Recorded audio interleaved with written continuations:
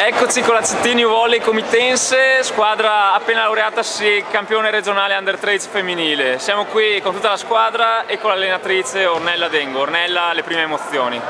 Bellissimo.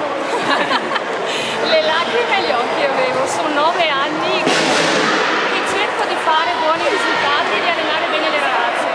E questo è il risultato, penso che sia buono, anche ottimo. Che partita è stata quella di finale contro il Clodia?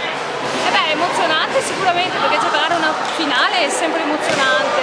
E loro erano una buona squadra e noi sicuramente non li abbiamo lasciati giocare, e questa è la chiave secondo me per vincere le partite, aggredire l'avversario. Chi aggredisce per prima probabilmente ce l'ha. Qual è stata la chiave decisiva della partita? Non saprei dirti, cioè la squadra ha funzionato tutta per vincere le partite, per portare a casa buoni risultati. Comunque ci vuole la squadra e le ragazze finalmente questo l'hanno capito. E comunque un pubblico anche che è stato... Niente da dire, il pubblico, anzi ringraziamo tutti i genitori. E tra l'altro ci tengo anche a dire che qua c'è un lavoro comunque di squadra che va dall'Under 14 all'Under 13, e questa vittoria comunque è anche per l'Under 14.